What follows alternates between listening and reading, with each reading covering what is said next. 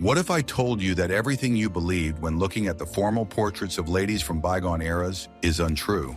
The sparkle of diamonds and the rustle of expensive silk often served only as a backdrop for the deepest female loneliness, hidden from prying eyes. We are accustomed to admiring the luxurious balls of the Gilded Age, but we rarely think about the price the mistresses of these magnificent mansions paid for their status. Behind the majestic facades of Fifth Avenue and Newport homes, invisible tragedies unfolded, where husbands and wives lived like strangers for years, maintaining only the appearance of a union. These women had everything one could dream of, but they were deprived of the most important thing: the right to their own feelings and freedom of choice. Their lives were scheduled down to the minute, subject to the strictest etiquette, and filled with endless responsibilities that suffocated them more than the tightest corset. History remembers them as style icons and queens of high society, but remains silent about the tears shed in the silence of their boudoir. Watch the video to the end to find out how golden cages broke the destinies of the world's richest heiresses and why their perfect marriages were just a beautiful but cold illusion. Are you ready to learn the truth about the most high-profile weddings of the century? At the end of the 19th century, a unique phenomenon arose when impoverished European aristocrats sought to save their estates by marrying wealthy American heiresses. These unions, which looked like a Cinderella story in the newspapers, often turned out to be cynical deals where titles were exchanged for capital. Young girls raised to love romantic ideals suddenly found themselves commodities on the international marriage market, where their feelings were of no importance. Parents, obsessed with the idea of entering high society, literally forced their daughters to marry strangers, guided only by the grandeur of the groom's title. The most striking example of such a tragedy was the fate of Consuelo Vanderbilt, whom her mother forced to marry the Duke of Marlborough, despite the fact that the girl had a lover. On the morning of the wedding, the bride cried so much that the makeup artists had to apply makeup for several hours to hide the traces of her tear-swollen eyes. She was late walking down the aisle, and the newspapers wrote that this was done for greater effect, although in reality, she simply could not muster the strength to take this step. Behind the outward splendor of the ceremony, awash with orchids, lay the broken soul of a young woman betrayed by her own family. Life in an English castle turned out to be not a fairy tale for such American women, but a harsh test of cold, lack of familiar comforts, and the primness of their new relatives. Husbands who gained access to huge fortunes often spent money on restoring their ancestral homes, completely ignoring the emotional needs of their wives. They found themselves completely isolated, far from home, friends, and their familiar way of life, surrounded by servants who looked down on them. These dollar princesses wore family tiaras, the weight of which was comparable to the weight of their disappointment in family life. Instead of love and support, they received only a list of requirements: to bear an heir, to represent the family with dignity, and not to interfere in their husband's affairs. Their role was reduced to that of a living decoration in the living room, which was supposed to silently testify to their husband's wealth and power. Even the birth of a long-awaited heir rarely brought a warming of relations, but rather finally cemented the woman's status as having fulfilled her function. Many of them lived for years in a state of deep depression, hiding their pain behind a perfect smile at social gatherings. These were marriages made in heaven for financial gain, but which became hell on earth for those who longed for simple human warmth. The story of these women teaches us that no title can replace sincere feelings and the right to choose one's own destiny. Do you agree? Please tell us what you think about this. Would you be able to sacrifice your freedom for a title? Every opinion is valuable. Want to know a secret that will change your perception of fashion in the past? Clothing of that era was not just a tribute to fashion. It served as a physical embodiment of the restrictions that society imposed on women. A tight corset, without which it was unthinkable to appear in public, not only shaped the silhouette, but literally restricted movement and breathing. A woman in such an outfit could not bend over freely, take a deep breath, or make a sudden movement, which made her physically dependent and helpless. This item of clothing seemed to remind her every minute, you must be restrained, you must keep in shape, you have no right to relax. The process of dressing took hours and required the help of maids, which deprived women of even the slightest privacy at the beginning and end of the day. The dresses weighed kilograms, and their trains and multi-layered skirts required special care when walking, turning every step into a calculated action. It was impossible to engage in any active pursuits in these clothes. They were intended solely for decorating interiors and slow walks. The very design of the costume dictated a lifestyle, passive, contemplative, and completely dependent on others.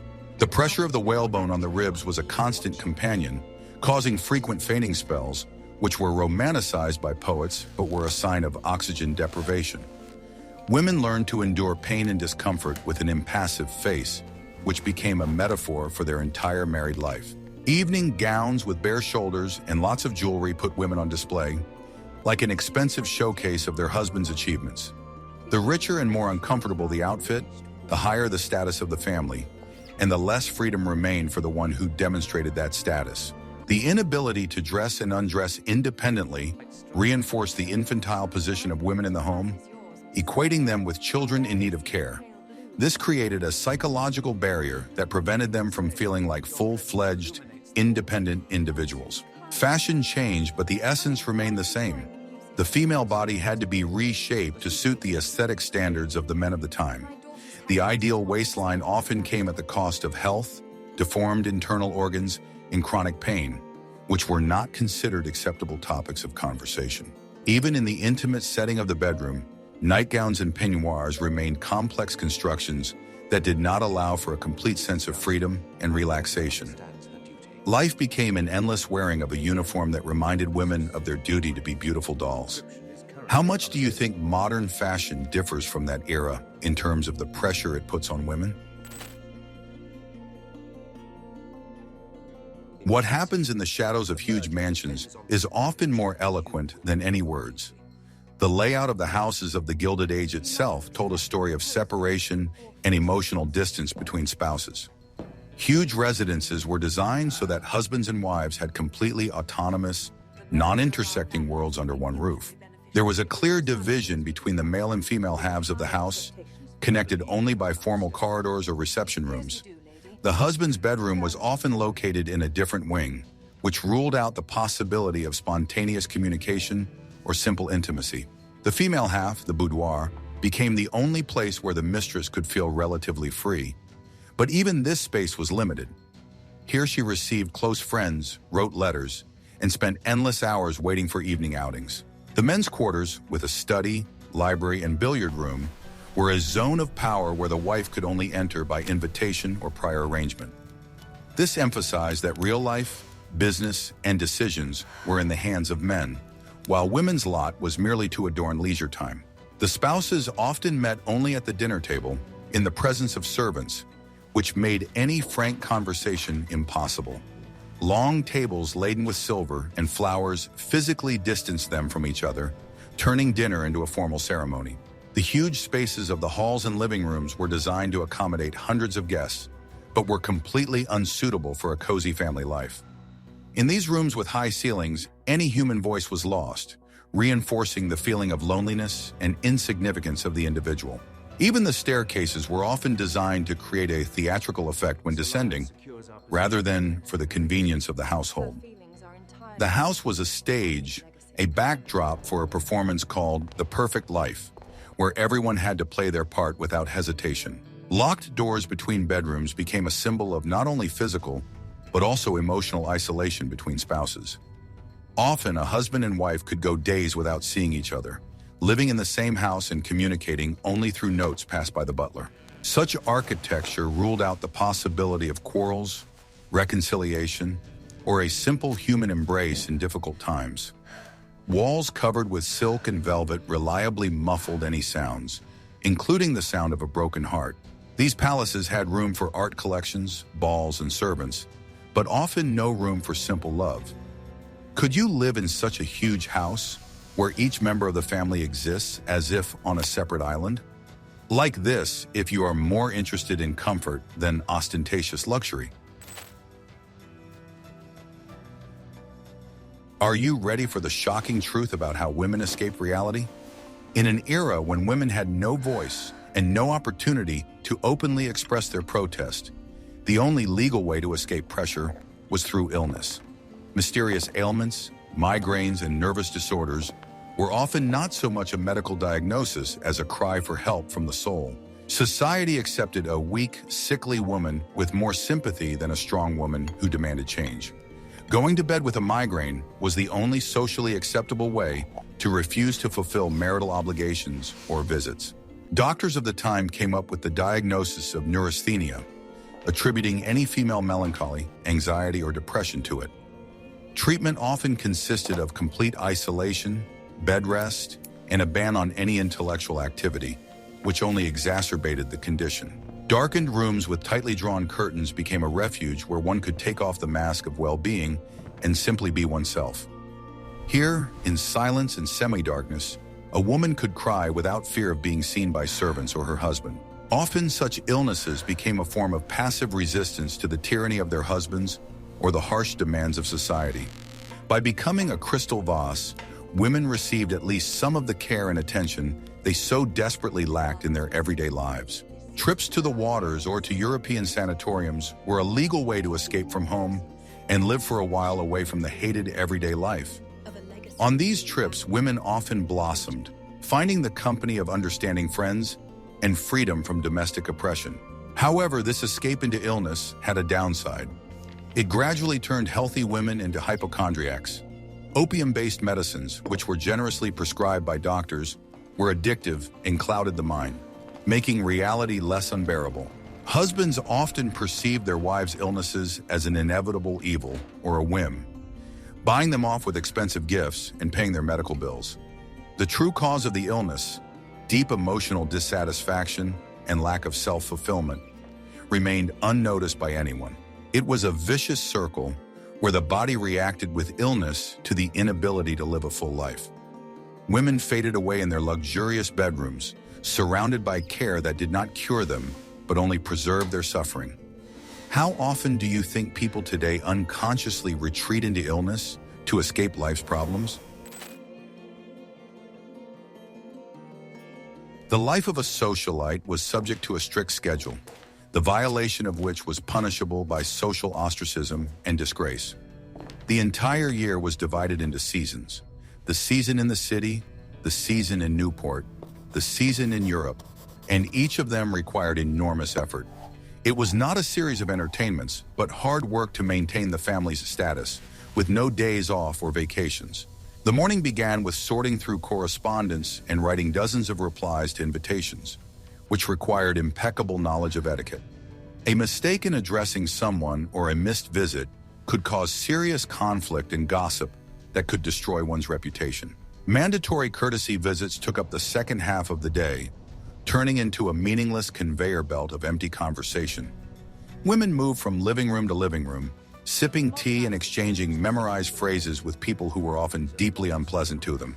Preparing for balls and receptions required hours of fittings, communication with dressmakers, and careful planning of every detail of the outfit. Appearance was the only weapon and tool of influence, so any mistake in the costume was perceived as a disaster. Organizing one's own receptions was an even heavier burden, falling exclusively on the shoulders of the hostess. It was necessary to compose a menu, think through the seating arrangement so as not to offend any of the influential persons, and ensure the impeccable work of the servants. During the reception, the hostess had to be the life of the party, smiling, keeping up the conversation, and hiding any fatigue or discomfort. She was under the crossfire of appraising glances, where every detail of the interior or refreshments became a topic of discussion. Competition between the ladies was fierce and merciless. Whose ball was more luxurious, whose diamonds were bigger, whose husband was more successful. There were no winners in this race because the bar was constantly being raised, demanding more and more sacrifices and efforts. Summer vacations brought no relief, as social life simply moved to the resorts, retaining all its conventions and restrictions. The need to change clothes 5 or 6 times a day was physically exhausting, leaving no time for simple reading or rest. Women became managers of a huge enterprise called the family's social reputation. Behind this facade of activity often lay emptiness and a sense of the meaninglessness of what was happening, but it was impossible to stop. This endless marathon continued year after year until health or age knocked women off track. The hidden truth that everyone keeps quiet about concerns the relationship between mothers and children in high society at that time. It would seem that children should have been a source of joy, but often they became yet another tool of dynastic ambitions. The upbringing of heirs was completely handed over to hired staff, governesses, and nannies. Mothers could only see their children at strictly designated times, often only in the morning and before bedtime, to kiss them and wish them good night. The emotional bond was severed from birth when the child was taken to the nursery, often located on the top floor of the house. Showing excessive tenderness or maternal care was considered bad form and a sign of weakness of character. Children were prepared for their future role as owners of fortunes by being raised with strictness and restraint, suppressing any manifestations of spontaneity. For the mother, the children became living dolls who had to be dressed up and shown to guests to demonstrate the ideal family. Behind the scenes of these displays, there was often alienation and misunderstanding between the closest people. Boys were sent early to closed boarding schools where they learned to be tough leaders, finally breaking away from their families. Girls began to be drilled for future marriage, inheriting the same model of an unhappy female destiny. The fear that their daughters would repeat their mother's fate and end up in the same cold marriage often made women even stricter. They tried to turn their daughters into the perfect commodity for the marriage market, killing their feelings and dreams. Tragedies related to illness or the loss of a child were experienced in solitude, as husbands often distanced themselves from emotional problems. A mother's grief had to be hidden behind a black veil and dignified behavior, without allowing herself to be hysterical in public. Many women tried to compensate for their lack of love for their husbands by overprotecting their children as they grew up, which led to new family dramas.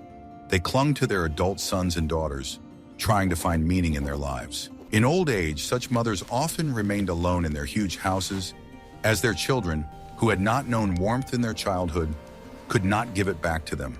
The golden cage closed, leaving the woman alone with memories of how she was the perfect mother.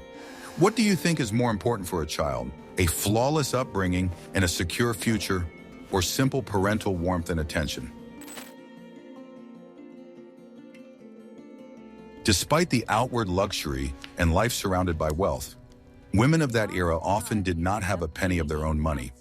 After marriage, all of their assets, including their dowry, came under the complete control of their husbands, who became the sole administrators of their finances. Women had to ask for money for even the smallest expenses and account for every penny they spent. This put her in the humiliating position of a beggar in her own home, completely dependent on the mood and generosity of her spouse. Even buying a new dress or a gift for a friend required the approval of a man who could refuse simply on a whim. The wealthiest heiresses, whose fortunes saved entire estates, could not dispose of their own funds without their husband's signature. Legally, a woman was equated with a minor child, incapable of making financial decisions. In the event of conflict or discord in the family, the husband could completely cut off the financial flow, leaving his wife without means of subsistence in a luxurious mansion.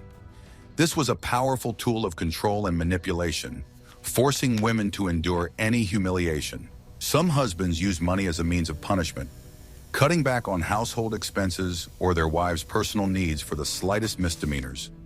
Women had to resort to tricks, negotiating with dressmakers and shopkeepers to inflate their bills and receive the difference in cash.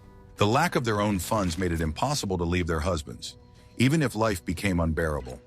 Where could a woman go if she had no money, no profession, and no right to her own property? Charity was the only sphere where women could engage in some financial activity, but even here, the sums were often controlled by their husbands. This created the illusion of activity, but did not provide real economic freedom.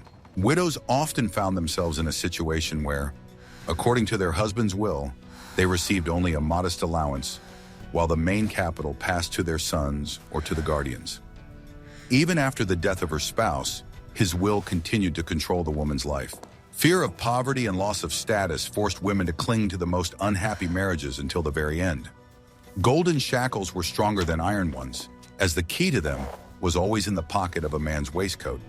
This complete economic dependence was the foundation on which the entire institution of marriage at that time was based.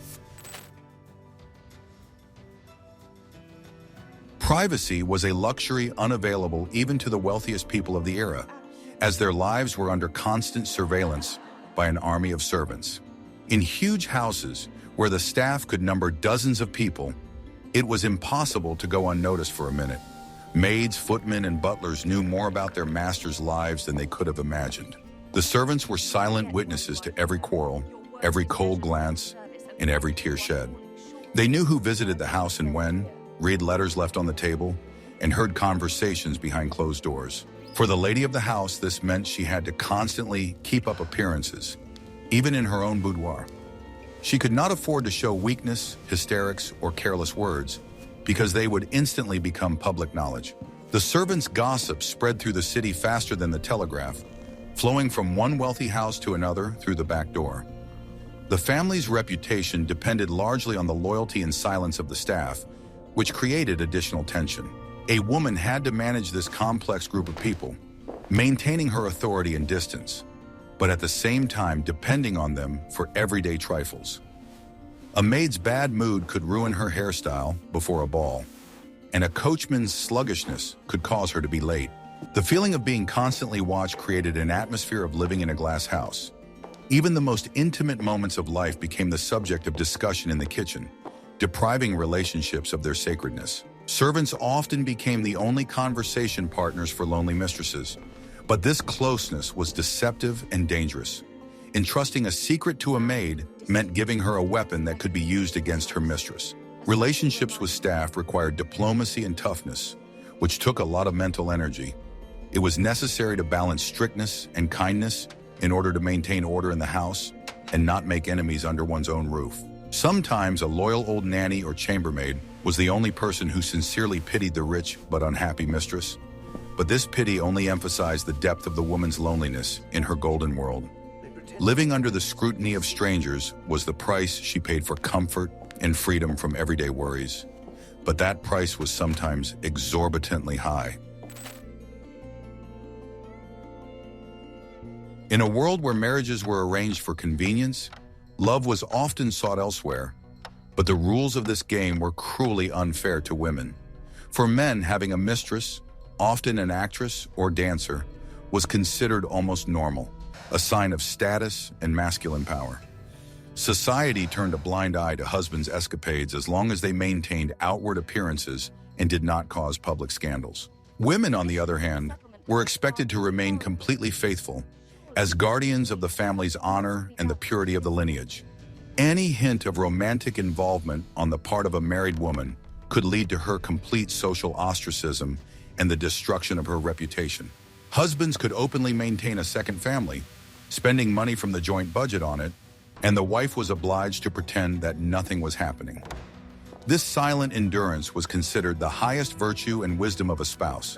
If a woman decided to have a secret affair, she risked everything: her position, her children, her home, and her future. Such relationships were permeated with fear of exposure, which poisoned even the most sincere feelings. Double standards permeated the entire culture of the time. Men were forgiven for everything, women for nothing. Divorce was practically impossible and always left an indelible stain of shame on the woman, regardless of who was at fault. Even flirting at a ball was regulated by strict rules, the violation of which threatened gossip. Women were in constant tension, controlling their every glance and gesture so as not to give rise to gossip. Jealousy in such marriages was often one-sided. The husband considered his wife his property, while reserving the right to complete freedom for himself. This feeling of ownership had nothing to do with love, but rather resembled the attitude towards an expensive possession. Many women found solace in platonic love affairs, correspondence, or the sublimation of their feelings through art and music. These were the secret gardens of their souls, where husbands were forbidden to enter. Stories of love triangles and broken hearts hidden behind outward prosperity fill the memoirs of that era. But more often than not, these were stories of humility and suppression of one's own desires for the sake of preserving the facade of the family. A husband's infidelity was an open wound that a woman had to hide under a diamond necklace in a proud posture. By old age, many of these glittering socialites had become majestic but deeply lonely matriarchs. When their beauty faded and their children scattered, all that remained was an empty shell of former grandeur and huge cold houses. Widows who finally gained financial freedom often no longer had the strength or desire to use it for themselves. They continued to keep the secrets of their unhappy marriages, taking them to their graves so as not to tarnish the family name. Memoirs and letters were carefully edited or burned so that their descendants would see only an idealized picture of the past. Their legacy was not stories of love, but porcelain collections, charitable foundations, and portraits in heavy frames. Behind these objects, the living human soul that once suffered, hoped, and dreamed of a different kind of happiness was lost. Many of them became strict guardians of tradition, forcing their granddaughters to go through the same trials they themselves had endured. That's the way it is. This phrase became an excuse to continue the chain of unhappy fates. However, there were also those who, at the twilight of their lives, found the strength to rebel, going on trips or supporting suffragettes. But they were in the minority. Most preferred to play out their role as the ideal widow to the end. Loneliness in old age was the price they paid for a life lived not for themselves, but for the approval of those around them. Friends left, the world changed, and they remained living monuments to a bygone era, truly needed by no one.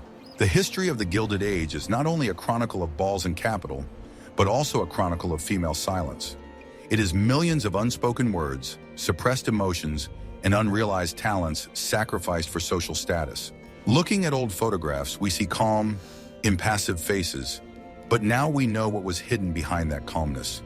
It was not peace, but frozen pain and incredible willpower that allowed them to keep their backs straight under the weight of golden chains. Their lives serve as a reminder that true happiness is impossible without the freedom to be oneself, and that no external glamour can warm the coldness in the heart. We must remember them not only as beautiful dolls and expensive interiors, but as living women whose destinies were broken by the wheels of history. We have lifted the veil on the secrets of the perfect marriages of the past and seen what was hidden behind the glittering facade of the Gilded Age. The stories of these women are filled with quiet drama and serve as a lesson to us all about the value of sincerity and freedom. Luxury can never replace warmth, and status cannot compensate for the absence of love. What other secrets of women's destinies in history interest you? Who would you like to hear about in the next episodes? The favorites of kings or the wives of great artists? Write your suggestions in the comments and subscribe to the channel so you don't miss new journeys into the past.